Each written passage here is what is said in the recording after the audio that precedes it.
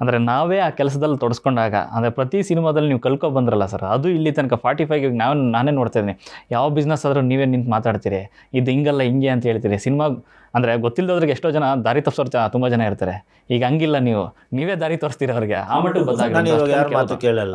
Practical ನಾನು ಎಲ್ಲ ಗೊತ್ತಲ್ವ ನನಗೆ ಇವಾಗ ಏನು ಎತ್ತ ಅಂತ. ಈ ಕ್ಯಾಮ್ರಾ ಎಲ್ಲಿಂದ ತರಬೇಕು ಅನ್ನೋ ಕ್ಯಾಮ್ರಾ ಗೊತ್ತು, ಅರ್ಥ ಆಯ್ತಾ. ಏನು ಅಂದರೆ ಎಲ್ಲ ಗೊತ್ತು. ಏನೋ ಒಂದು 5% 10% ಡಿಫ್ರೆನ್ಸ್ ಇದ್ದೇ ಇರುತ್ತೆ. ಎಲ್ಲ ಬಿಸ್ನೆಸ್ಸಲ್ಲೂ ಡಿಫ್ರೆನ್ಸ್ ಇದ್ದೇ ಇರುತ್ತೆ. ಅದು ಅದೇನು ಇದು ಮಾಡ್ಕೊಳ್ಳಲ್ಲ.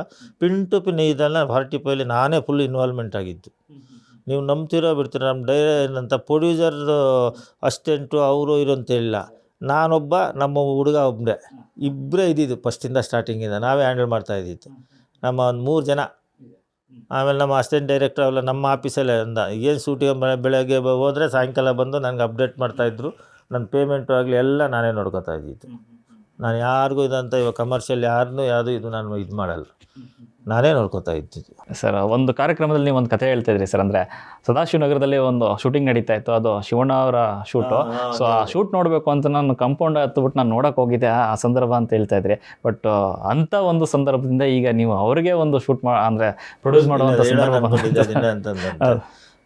ನಾವು ಸದಾಶಿವನಗರದಲ್ಲಿ ಒಂದು ಕೆಲಸ ಮಾಡ್ತಾ ಇದ್ವಿ. ಇವಾಗ ಮನೆಯಲ್ಲೇ ಇದೆ, ಆನಂದ್ ಪಿಕ್ಚರ್ ಅದು. ಓಕೆ. ಆನಂದ್ ಆವಾಗ ನಾವೆಲ್ಲ ಚಿಕ್ಕವರು. ಆವಾಗ ಆನಂದ್ ಸಿಂಹ ಶೂಟ್ ಅದು. ಹೌದು, ಆನಂದ್ ಸಿಂಹ, ಆನಂದ್ ರಥಸಪ್ತಮಿ 2ರಲ್ಲಿ ಯಾವುದೋ ಒಂದು ಪಿಕ್ಚರ್ ಅಂತಂತ.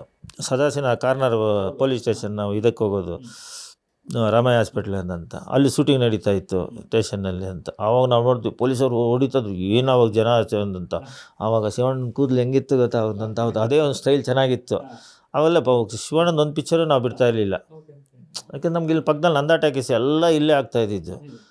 ಒಂದು ಪಿಕ್ಚರು ಬಿಡ್ತಾ ಇಲ್ಲ ಅಂತ. ಅವಾಗ ಅವರು ಡ್ಯಾನ್ಸ್ ಆಡ್ತಾಯಿದ್ರು. ಏನಪ್ಪ ನಾವು ಏನೋ ಮನಸ್ಸಲ್ಲಿ ಏನೇನೋ ಒಂದು ಇರ್ತಾಯಿತ್ತು. ನಾವು ಇವಾಗ ನೋಡಿದ್ರೆ ಆಯಿತು ಶಿವಣ್ಣ ನೋಡ್ಬೇಕಾದ್ರೆ ನಾವು ಮಾತ್ರ ದುಡ್ಡಿದ್ರೆ ಒಂದು ಪಿಕ್ಚರ್ ತೆಗೆದ್ರೆ ಶಿವಣ್ಣ ನೋಡ್ಬೋದು, ಈ ಥರ ಬರ್ತಾಯಿತ್ತು. ನಾನು ಒಂದು ಪಿಕ್ಚರೇ ಬಿಡ್ತಾಯಿಲ್ಲ ಶಿವಣ್ಣಂದು ಯಾವಾಗ ಅಂತ. ನಾನು ನೋಡೋಣ ಯಾವಾಗ ದೇವ್ರು ಇರಲಿ ಅಂತ ಇದೇ ಊಹೆ ಇತ್ತು. ಎಲ್ಲ ಊಹೆಗಳು ಇದ್ದೇ ಇರುತ್ತೆ ಮನಸ್ಸಲ್ಲಿ. ನಾನು ಶಿವಣ್ಣನ ಪಿಕ್ಚರ್ ಅಂತ ಯಾವಾಗಾದ್ರೂ ಒಂದು ತೆಗಿಯೋಣ ಅಂತ ಹೇಳ್ಬಿಟ್ಟು ನಾನು ಗಾಳಿಪಟದ ಟೈಮಲ್ಲೇ ಅಂದ್ಕೊಂಡಿದ್ದೆ, ಯಾವಾಗ ಒಂದು ಶಿವಣ್ಣ ಒಂದು ತೆಗಿಯೋಣ ಅಂತ ಹೇಳ್ಬಿಟ್ಟು. ಸರಿ ಅಂತೇಳ್ಬಿಟ್ಟು ಆಮೇಲೆ ಈ ಗಾಳಿಪಟ ಟೈಮಲ್ಲೇ ನಮ್ಮ ಅರ್ಜುನ್ ಜನ್ಯ ನಂಗೆ ಪರಿಚಯ ಆಗಿತ್ತು. ಅವರೇ ನಮ್ಮ ಗಾಳಿಪಟದಲ್ಲಿ ಮ್ಯೂಸಿಕ್ಕು ಅವಾಗ ಇದಾಗಿದ್ದು ಅಂತ. ಅವ್ರು ನೀವು ನಂಬ್ತಿರೋ ಬಿಡ್ತೀರೋ, ಫಸ್ಟ್ ನಾನು ಕರ್ಕೊಂಡೋಗ್ಬಿಟ್ಟು ಯಾವುದು ಸಾಂಗ್ರಿಲ್ಲ ಹೋಟ್ಲಲ್ಲಿ ನನಗೆ ಕಥೆ ಹೇಳಿತ್ತು. ಕಥೆ ಹೇಳಿದ್ದು ಹಿಂಗೆ ಹೋಗಿ ಹಿಂಗೆ ಬಂದು ಹಿಂಗಣ್ಣ ಅಂತ. ಫಸ್ಟ್ ಟೈಮ್ ಎಲ್ಲರೂ ಕತೆ ಹೇಳೋದೊಂಥರ ಇದ್ದರೆ ಇವ್ರದ್ದೊಂಥರ ಡಿಫ್ರೆಂಟಾಗಿ ಕತೆ ಹೇಳಿದ್ರು. ಅಂದರೆ ಇದು ಕಥೆನೇ ಡಿಫ್ರೆಂಟ್ ಆಗಿತ್ತು, ಹೇಳಿದ ರೀತಿಯೂ ಚೆನ್ನಾಗಿತ್ತು. ಸರಿ ಹಿಂಗೆ ಇದು ಮಾಡ್ತಾ ಇದ್ದೀರಂತ. ಸರ್ ಏನೋ ನೀವು ಹೇಳ್ತಾ ಇದ್ದೀರಾ, ಇವಾಗ ನಾನು 4-5 ಪಿಕ್ಚರ್ ತೆಗೆದಿದ್ದೀನಿ, ಸ್ವಲ್ಪ ಇವಾಗ ಧೈರ್ಯ ಬಂತು ಮಾತಾಡೋಕ್ಕೆ. ನಾವೇನು ಫಸ್ಟ್ ಥರ ಅಯ್ಯೋ ಅವ್ರೇನು ಅನ್ಕೋತಾರೆ ಇವ್ರೇನು ಅನ್ಕೋತಾರೆ ಅಂತಲೇ ಬಂದಿದ್ದು. ನನಗೆ ಹೆಚ್ಚಿಗೆ 4 ಪಿಕ್ಚರ್ ಅಯ್ಯೋ ಅವ್ರ ಮನ್ಸಿಗೆ ನೋವು ಮಾಡಬಾರ್ದು, ಏನು ಅನ್ಕೋತಾರೆ ಅಂತ. ಆ ಮನ್ಸಿಗೆ ಯಾವಾಗ ನಾವು ಅನ್ಕೋತೀವೋ ನಮ್ಗೆ ಡಬಲ್ ನೋವು ಮಾಡಿಬಿಟ್ಟಿರ್ತಾರೆ, ಅದು ಗೊತ್ತಾಗೋದೇ ಇಲ್ಲ. ಕರೆಕ್ಟ್. ಹೌದು, ನಾವು ನಿಮ್ಮ ಮನ್ಸು ಅಯ್ಯೋ ಪಾಪ ನಾವು ಏನಾದ್ರು ಅಂದರೆ ಇರ್ತಾನೆ ಪಾಪ ಏನೋ ದುಡ್ಡು ಕೊಡಿ ಏನೋ ಅನ್ಕೋತಾರೆ ಅಂತ ಹಿಂಗಂದರೆ ನಮಗೇನಾಗತ್ತೆ, ನಮ್ಗೆ ಹಿಂದೆನೇ ಒಂದು 3-4 ಮೋಸ ಮಾಡಿಬಿಟ್ಟಿರ್ತಾರೆ ಅಂತ. ಇದೆಲ್ಲ ನೋಡಿ ಬೇಜಾರಾಗಿ ನಾನು ಡೈರೆಕ್ಟಾಗೇ ಕೇಳಿದೆ. ನಾನು ಸರ್ ನೀವೆಲ್ಲ ಕತೆ ಹೇಳ್ತೀರಾ, ಇದೇ ಥರ ತೆಗಿತೀರಾ ಅಂತ ಏನು ಗ್ಯಾರಂಟಿ ಅಂತ. ಅಣ್ಣ ಒಂದು ಕೆಲಸ ಮಾಡೋಣ, ಒಂದು ಆನಿಮೇಷನ್ ಮಾಡಿಸ್ತೀನಿ, ಸ್ವಲ್ಪ ಖರ್ಚಾಗತ್ತೆ. ಆನಿಮೇಷನ್ ನೋಡೋಣ ಅಣ್ಣ, ಸ್ವಲ್ಪ ಖರ್ಚಾಗತ್ತೆ.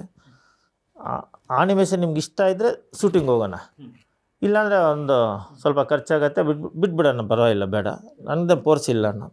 ಏನು ಈ ಮನುಷ್ಯ ಪರವಾಗಿಲ್ಲ ಒಳ್ಳೆ ಕಾನ್ಫಿಡೆಂಟಾಗಿ ಇದು ಮಾಡ್ತಾರೆ ಅಂತ ಮನಸ್ಸಲ್ಲಿ ಇಟ್ಕೊಂಡು ಅದನ್ನು ಆನಿಮೇಷನ್ಗೆ ಎಷ್ಟು ಖರ್ಚಾಗತ್ತೆ ಸರ್ ಆಗತ್ತೆ ಅಣ್ಣ ಅಂತ ಹೇಳಿದ್ರೆ, ಹೇಳಿಲ್ಲ ಆಗತ್ತೆ ಅಣ್ಣ ಅದು ಸರಿ ಆಯಿತು ಮಾಡಿಸಿ ಸರ್ ಅಂತೇಳಿ. 1 ವರ್ಷ ಆಯಿತು ಕತೆ ಕೇಳಾದ್ಮೇಲೂ.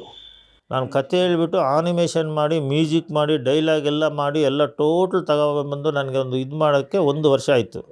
ಅಯ್ಯೋ ನಮಗೆ ಏನಂದ ಸರ್ ಆಯಿತಾ ಸರ್ ಆಗತ್ತೆ ಅಣ್ಣ ಆಗ್ತಾಯಿದೆ ಅಣ್ಣ ಆಗ್ತಾಯಿದೆ. ನನಗೆ ನಮ್ಮ ಕನ್ಸ್ಟ್ರಕ್ಷನ್ ಬ್ಯುಸಿ ಅಲ್ಲ, ಯಾವಾಗ ಮಾಡಲಿ ಬಿಡು ಅಂತ ನಾನು ಇದ್ವಿ.